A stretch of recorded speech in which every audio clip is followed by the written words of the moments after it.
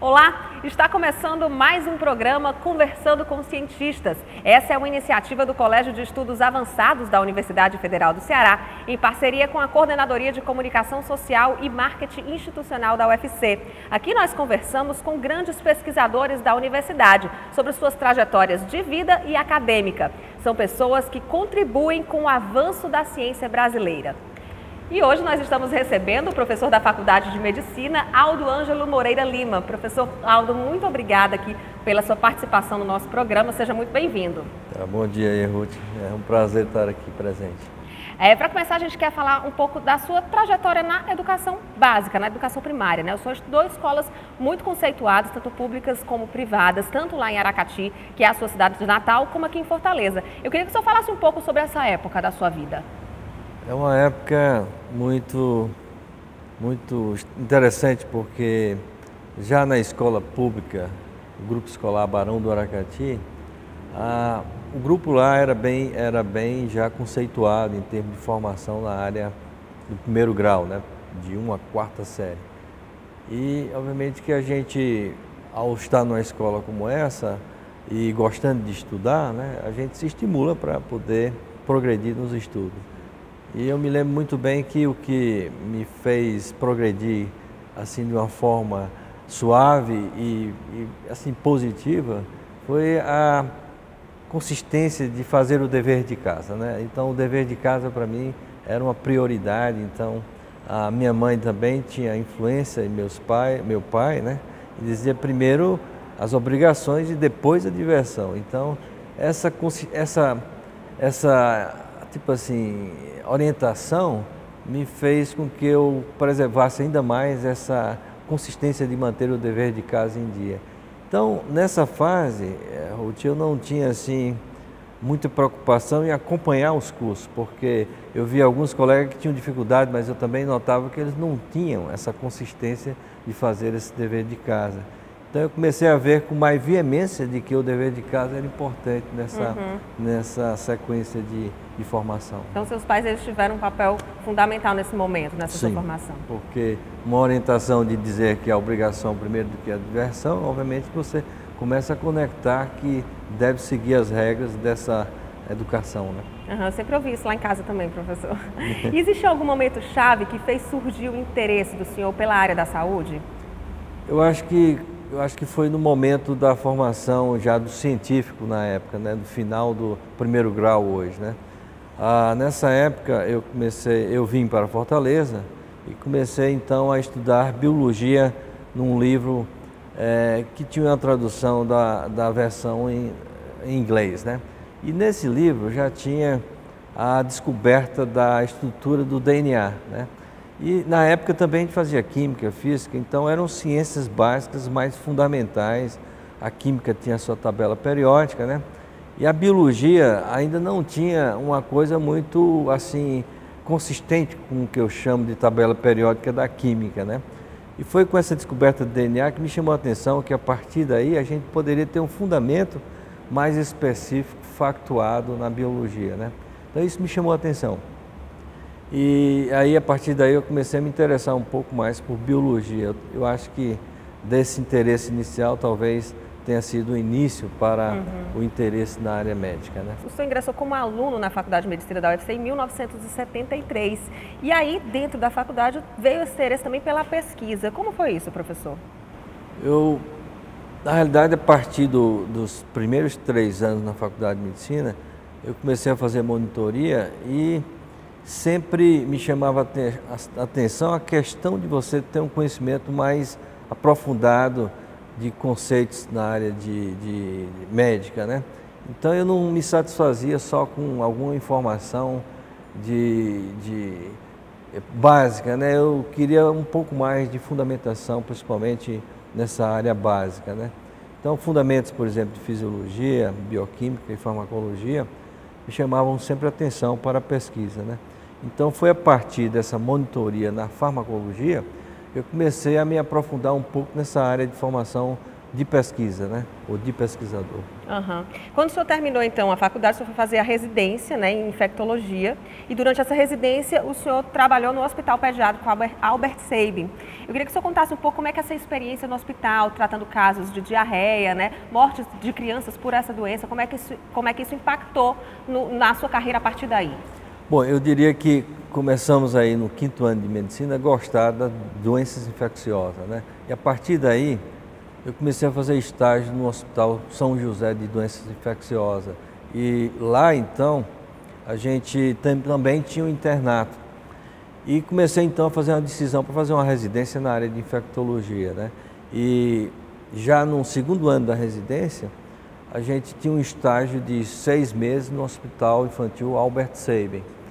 E nesse estágio, realmente algo me chamou a atenção, que era a chegada de crianças com desnutrição e diarreia, e a gente tinha uma área de dieta muito intensa no Albert Sabin, e a gente tentava acompanhar essas crianças com essa dieta, com um tratamento específico, às vezes antibiótico de última geração, e as crianças realmente não saíam do quadro de desnutrição e diarreia. Então, algumas crianças realmente faleceram, e isso me chamou muita atenção, né? E nesse momento foi que me veio à cabeça de pensar e dizer assim, se eu tiver de fazer pesquisa na minha área profissional, provavelmente essa é uma área que eu faria e assim poderia ter algum impacto na saúde, né? E quando o senhor terminou a residência, acabou que o senhor não atuou na medicina da forma mais tradicional, né? Não clinicou. O senhor foi ser professor da UFC, entrou na universidade em 1981. Foi um caminho natural, depois desse interesse todo pela pesquisa? Não, eu estava na residência, e na residência você não tem uma formação muito assim, de metodologia científica, mas uma informação prática do uso da medicina. Então, mais uma vez, eu fiquei querendo ter uma formação um pouco mais científica. E aí foi que eu comecei a procurar um curso de mestrado, né?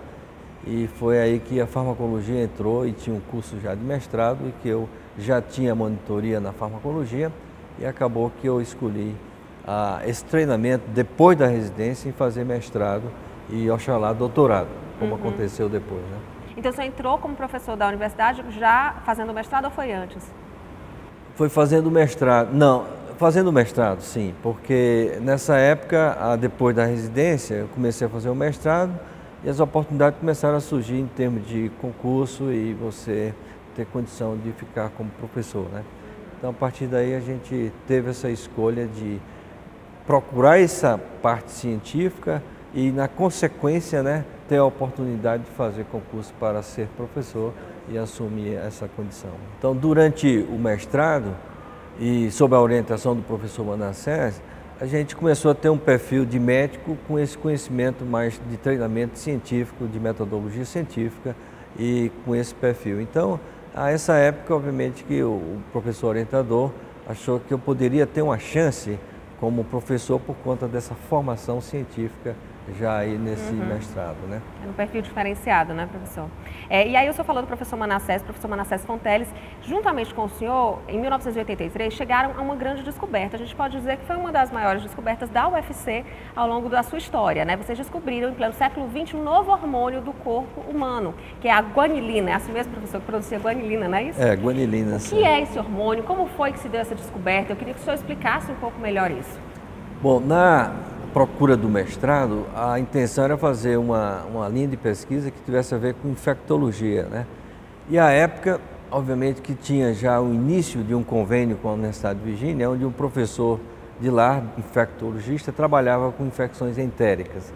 Então eu tive que ir conversando com o professor Manassés, dizendo que tinha o interesse de ter uma linha nesse sentido. Então o professor Manassés começou a pensar e enxergou algumas toxinas bacterianas que poderiam ser utilizadas num sistema de perfusão renal. E uma dessas toxinas foi uma toxina de uma bactéria que causava infecção intestinal, que foi a Escherichia coli enterotoxigênica. E aí a gente começou a fazer esse estudo perfundindo essa toxina no rim isolado, e aconteceu que essa toxina tinha o efeito de causar natriurese, ou seja, perda de eletrólitos e líquidos através da urina num rim perfundido. Então esse efeito chamou a atenção da gente porque, obviamente, que a toxina agia no intestino, mas tinha um efeito no rim perfundido. Então a gente começou a levantar a hipótese que esse efeito poderia ser em cima de um receptor de algum hormônio endógeno que estaria causando essa diurese renal, né? E nesse achado, obviamente que pouco tempo depois se descobriu que realmente tinha um hormônio que depois ficou chamado de guanilina, né? E que causava esse tipo de controle renal hidroeletrolítico, né? E que hoje, obviamente, tem relação com pressão arterial e vários outros efeitos que esse hormônio age no nosso organismo. Agora, essa foi uma descoberta que a comunidade internacional demorou um pouco, né, para reconhecer. Por que isso aconteceu, professor?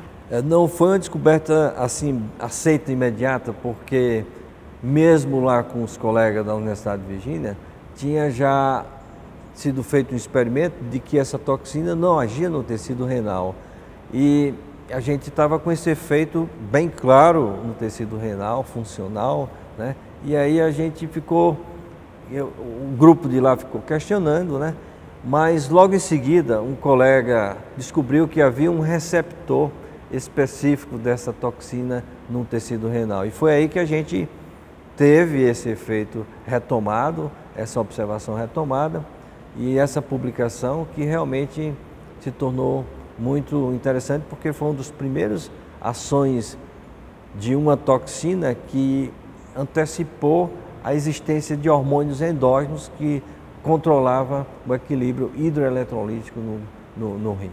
Quais as implicações, professor, dessa descoberta a partir daí para a ciência? E para a prática também. Esse hormônio endógeno, na realidade, hoje já tem uma droga que, por exemplo, é utilizada para controlar a motilidade gastrointestinal, porque esse hormônio, além de você ter esse controle hidroeletrolítico, também aumenta a motilidade. Então já existe hoje um fármaco com ação de melhorar a motilidade, principalmente para tratar constipação em pacientes quando tem irritação do colo ou doença inflamatória intestinal, né, que causa constipação. Então nesses pacientes, por exemplo, você tem sintomas de dores muito intensas por conta dessa constipação. E esse fármaco que imita a ação da toxina, da Escherichia coli enterotoxigênica, realmente alivia bastante e mantém o paciente numa normalidade de função intestinal. Então isso eu acho que já é um evento importante científico que resultou desse conhecimento, dessa descoberta. Perfeitamente. Professor, desde 1989, o senhor realiza estudos longitudinais, né, com populações tanto aqui de áreas urbanas de Fortaleza, como também do semiárido brasileiro. Essa experiência hoje, inclusive, inspira vários estudos ao redor do mundo. Eu queria que você explicasse um pouco de uma forma didática como é que são esses estudos, o que é feito. Bom, esses estudos de coorte, na realidade, a gente começou com um coorte de 5 anos, né? Então a gente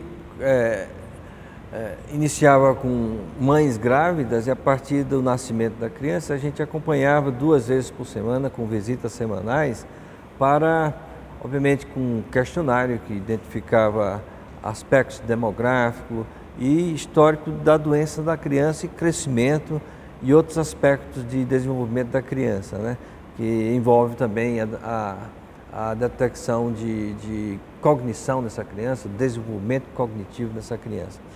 Bom, obviamente que ao longo do tempo a gente conseguiu renovar esses estudos e com o tempo a gente descobriu que doença diarreica, né, as crianças que tinham mais diarreia na infância acabava que não tinham o desenvolvimento cognitivo adequado ou era deficiente em relação às crianças que não tinham diarreia.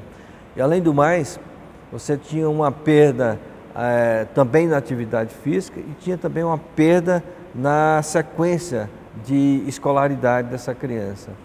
E obviamente que esse achado realmente tem causado hoje um impacto de desenvolvimento de novas pesquisas por conta dessa evidência, né? E também foi descoberto nesse estudo de que também deficiências nutricionais específicas poderiam ter um impacto específico também no desenvolvimento cognitivo, além da parte física de desenvolvimento que você encontra claramente que isso pode ser causa de deficiência, né? Então, acho que isso é muito interessante porque a gente está tratando de doenças que não são bem cuidadas na infância. A gente tem que entender que crianças até 2 anos de idade, é nessa fase que você tem o desenvolvimento neuronal, de conexão neuronal. Então, a conectividade, a plasticidade neuronal, ela acontece até os 2 anos de vida. Se você não tem um cuidado nessa faixa etária, você perde uma conexão neuronal para o resto da vida. Eu acho que as doenças na infância, como infecção intestinal, compromete essa conectividade cerebral e, obviamente, que uma vez que você não tem isso, você vai ter uma criança com dificuldade para estudar, para se desenvolver plenamente na vida adulta, né?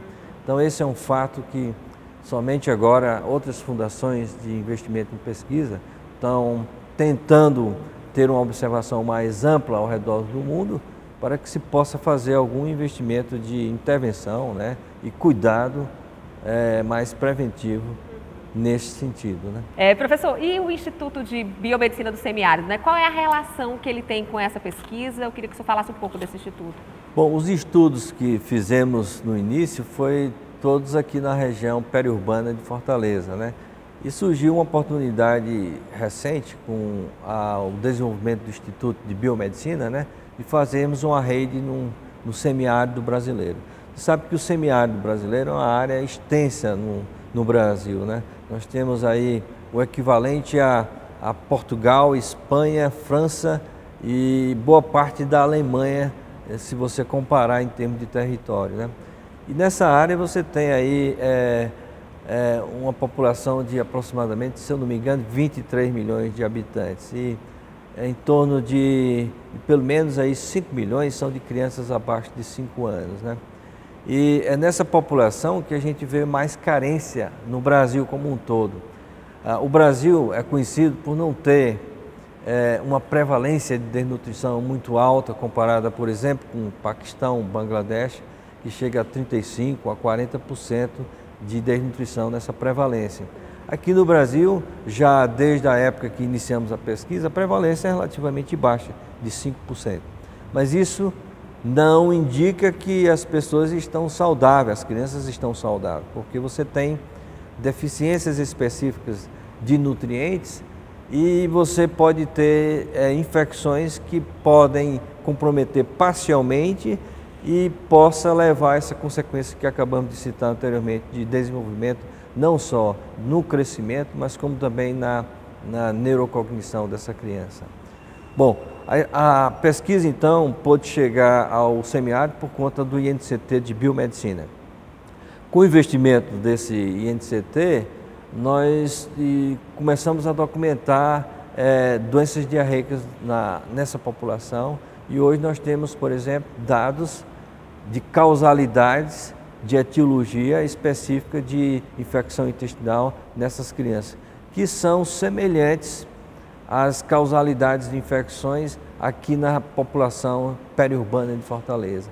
Então, nós podemos antecipar de que essas crianças estejam também sofrendo das mesmas possibilidades de essas doenças impactarem, tá certo, o desenvolvimento não só físico, mas como neurocognitivo dessa criança. Começou quando, professor, esses estudos com o INCT? Esses estudos começaram em 2009, né? Sim, então os resultados estão começando a serem efetivados agora, né? A gente pode dizer que essa área que o senhor trabalha é uma área interdisciplinar? De que forma que as disciplinas se comunicam e contribuem umas com as outras na sua pesquisa? Bom, nós podemos conversar da seguinte forma: o problema do campo, normalmente é o ponto de partida que a gente sempre teve. A gente traz o problema do campo para estudar dentro do laboratório. Então, hoje, os nossos alunos de mestrado e doutorado, eles são diversificados, eles são biólogos, eles são biomédicos, eles são da área médica também, farmacêuticos e várias outras graduações. Então, essas graduações realmente elas elas têm um potencial muito grande de estudar patobiologia da infecção, que é uma parte muito básica, envolve muito conhecimento de bioquímica, de fisiologia e também de intervenções que a farmacologia pode fazer, né? Então essa comunidade assim mista, vamos dizer assim, ela acaba que favorece o aumento da somação desse conhecimento para poder entendermos todo um processo de doença e tentarmos intervir e bloquear essa evolução da doença. Esses estudos, como o senhor já falou aí, eles apontam para essa necessidade de investir no bebê, né, para ter um adulto que se desenvolva melhor, mais saudável. O que é que o senhor acredita que pode ser feito? O que é que deve ser feito? Que tipo de investimento deve ser feito nesse bebê para que ele se desenvolva de uma melhor forma? Bom, recentemente, num estudo multicentro internacional, a gente acabou de chegar do Congresso de Medicina Tropical americano e lá foram mostrados alguns resultados que me chamaram a atenção. Por exemplo, lá já houve aí nos últimos 7 anos intervenções mostrando aspectos que a gente tem que tomar cuidado. Exemplo, nesse estudo foi feita intervenção de uma comunidade fazer melhoria na parte de higiene sanitária, ou seja, construir um sanitário, lavar as mãos, e numa outra comunidade fazer uma intervenção apenas nutricional, né? Melhorar a dieta, né? E o que se observou nessas duas intervenções foi que fazer somente a intervenção de melhoria no sanitário e lavar as mãos não consegue diminuir a prevalência de diarreia. Isso chamou muita atenção da comunidade internacional, porque como é que pode? A gente pensa que é só melhorar banheiro e lavar as mãos, pode deter doença. E aí apareceu um outro resultado no mesmo congresso, mostrando que se você faz isso e não cuida também do ambiente ao redor, como um saneamento mais completo, né, você acaba notando que no solo existe uma contaminação intensa desses patógenos que causam infecção intestinal. E aí surge a ideia de que realmente você sai do banheiro e está com as mãos limpas, né? Mas acaba que a criança vive muito no ambiente que ela está presente, né? Se você observar uma criança dentro de casa, na hora que ela vai para o chão, ela pega em tudo que tem direito, né? E essas comunidades, obviamente, que às vezes você não tem um solo muito saneado ou uma higiene adequada, então a possibilidade de contaminação é enorme. Então a intervenção não é uma coisa tão simples, é uma coisa complexa. Então é uma doença que tem um ciclo vicioso complexo. Por exemplo, como eu estava falando lá das mortes das crianças no estágio lá do Albert Sabin, então você não consegue, quando você tem esse ciclo vicioso de infecção, desnutrição e desnutrição mais infecção, você não consegue cortar esse ciclo com qualquer tipo de medida específica. Você tem que entender como esse ciclo funciona para poder intervir adequadamente. Então, hoje ainda se tem pouco conhecimento desse tipo de ciclo vicioso, né? De patobiologia, que você possa ainda ter uma intervenção específica. Mas isso é o final. Obviamente que o início está aí nessas intervenções que eu acabei de citar, e a gente está começando a entender como fazer a intervenção. Ninguém pode fazer a intervenção muito isolada, é uma coisa de melhoria da qualidade de vida como um todo. Então, eu acho que olhar para a melhoria de vida nessa faixa etária de até 2 anos, significa dizer que você tem que melhorar a qualidade de vida das famílias de uma forma bem mais ampla do que aquilo que a gente imaginava, que era só intervir pontualmente na higiene, ou num banheiro, ou numa dieta, ou coisa desse tipo, né? Então, nós estamos aprendendo bastante, porque é uma coisa que muita gente achava que não, é só alimentar, é só fazer uma coisa ou outra, né? Mas não é assim. Mas a dieta também interfere, professor? A dieta interfere, mas se você alimenta e você joga a criança nesse ambiente contaminado, você volta a ter infecção. Então você interfere na condição intestinal, que a dieta por si só não vai ser efetiva em termos de absorção. Então é aí que começa esse ciclo vicioso que a gente chama, né? A infecção altera todo um trato gastrointestinal que tem uma complexidade extremamente bela de você observar, delicada de você ter um processo de digestão para uma absorção adequada. Então, quando você tem esse tipo de infecção, mesmo sem diarreia, você altera essa condição do intestino de absorver bem nutriente. Então, se você tiver uma boa dieta numa criança que tem uma condição dessa, ela não vai fazer uma digestão e uma absorção adequada destes nutrientes. Então, não adianta você encher a barriga da criança se ela não está com o intestino funcionalmente adequado para fazer a absorção desses nutrientes. Então, isso é importante demais e a gente tem que começar a esclarecer mais a população e nós mesmos estamos aprendendo ainda no século XXI, né? Imagine, obviamente, que o interesse público de você orientar essa população de sair desse tipo de condição. E hoje a gente fala muito em estratificação, deficiência de investimento nessa área, de melhoria da condição de vida.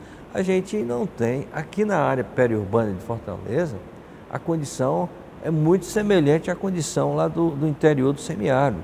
Eu chego, por exemplo, em algumas casas aqui em Fortaleza e tem muitos dias que essas casas não têm um alimento do dia para consumo. Então, essa insegurança alimentar existe, é palpável. Isso numa condição onde o Brasil estava aqui há 15 anos atrás, há 20 anos atrás. Então, a gente não está enxergando esses pequenos detalhes que estão acontecendo. Então, o que é que eu vejo? Eu vejo que você não tendo a condição básica, que é o desenvolvimento adequado desde a primeira infância, você perde a condição de uma população ficar saudável, plena para o seu desenvolvimento. Então, o investimento nessa área é palpável, é visível para mim do ponto de vista de hoje pesquisador, e pouca gente valoriza esse tipo de investimento, porque praticamente não vê ou talvez não relegue esse tipo de coisa. E à medida que você vai começando a aprofundar esse tipo de conhecimento, você vai dando mais valor a como isso pode impactar lá na frente o desenvolvimento de uma população. Quais são os desafios que o senhor encontra nessa sua área de pesquisa e também para tentar solucionar esse problema? Eu acho que o desafio maior é reconhecer que é preciso manter pesquisa nessa área, porque é um investimento que pode resultar em conhecimento para intervenções que podem impactar o desenvolvimento de uma população. Então, para mim, eu acho que a gente não pode relegar esse tipo de avanço, né? Eu acho que avançamos bastante para entender a importância e agora nós não temos ainda a solução completa, a não ser que a gente continue desenvolvendo esse tipo de investimento para desenvolver intervenções. Basta lhe dizer que a Fundação Melinda e Bill Gates, ela hoje está com esses resultados da rede internacional como sendo de prioridade para desenvolver novas linhas de pesquisa que possam chegar a intervenções e controle o mais adequado possível desse tipo de impacto na saúde pública, né? Nós temos aí, por exemplo, já causalidade sendo evidenciada. Nós temos hoje patógenos 5 ou 6 que são importantes. Nós temos, por exemplo, vamos citar um exemplo de vírus, o rotavírus. Nós já temos uma vacina que previne a infecção pelo micro-organismo, previne a severidade da infecção e diminui o impacto de desnutrição, que também influencia na aquisição de infecção intestinal, outras que você tem. Como nós temos, na infecção intestinal, nós temos 40 patógenos importantes que podem causar infecção intestinal, e se você olhar países como os Estados Unidos, que já tem uma qualidade de vida avançada, continua lá infecções virais sendo importante, impactando, por exemplo, o intestino e tendo uma significativa importância em termos de saúde pública. O Brasil, por exemplo, por mais que ele chegue ao estágio de desenvolvimento como dos Estados Unidos e Europa, em alguns países, a gente não pode relegar esse fato dessas doenças. Então, a medicina é uma coisa muito dinâmica e ela tem que ser sempre observada com critério para que você mantenha o controle e a prevenção de doença no sentido de você prevenir impactos de desenvolvimento de pessoas que a gente diz assim, aparentemente normais, mas que estão com déficit cognitivo, por exemplo, e não podem ter o seu pleno desenvolvimento para ter uma produção adequada e, obviamente, com uma economia que possa crescer em qualquer país, entendeu? Então, isso é interessante. E para finalizar, eu queria que o senhor falasse um pouco sobre a contribuição da universidade. O senhor está na universidade desde 1973, como aluno de medicina, de todo o mestrado, entrou como professor. Qual a contribuição da UFC na sua carreira científica? É tudo, porque eu acho que a Universidade Federal do Ceará, ela dá a oportunidade de você não só fazer a parte docente de ensino, formação de novos profissionais médicos, mas também a Universidade Federal nunca deixou de investir na formação de pesquisadores, de professores. Uma das coisas mais importantes para mim foi a possibilidade de você ter uma formação no exterior, com um curso de pós-graduação no exterior e que pudesse trazer esse conhecimento de volta e fazer isso que nós fazemos hoje, que é a pesquisa no campo, trazendo observações do campo para o laboratório, investindo em pesquisa no laboratório e esse aprendizado, obviamente, que tem como fonte as pós-graduações. A universidade hoje tem pós-graduações importantes na área médica, né, na área de saúde, e eu acho que tudo isso tem a ver com essa formação que eu tive e compartilho com os colegas, né, do meu instituto lá, do nosso instituto e de toda a comunidade científica lá da universidade. Então eu acho que a universidade, eu hoje posso dizer claramente que eu estou pleno, satisfeito de ter uma Universidade Federal do Ceará com essa potencialidade de formar pessoas e com um padrão o melhor possível para fazer o melhor possível nas suas áreas específicas. Então, eu fico assim honrado de estar fazendo parte dessa comunidade, né? E, ao mesmo tempo poder servir com esse conhecimento, porque eu acho que a minha obrigação é prover mais conhecimento para que a gente possa ter condição de evoluir e intervir e fazer algo que possa melhorar a qualidade de vida da população. Eu acho que isso é o ponto máximo que eu diria que a universidade me proveu, me deu suporte e continua a dar. Ok, professor Aldo, eu tenho certeza que a universidade também se orgulha de ter um cientista como o senhor fazendo parte do quadro dela. Muito obrigada aqui pela presença no nosso programa. E você que nos acompanha, fique sempre atento ao canal e até o próximo Conversando com Cientistas.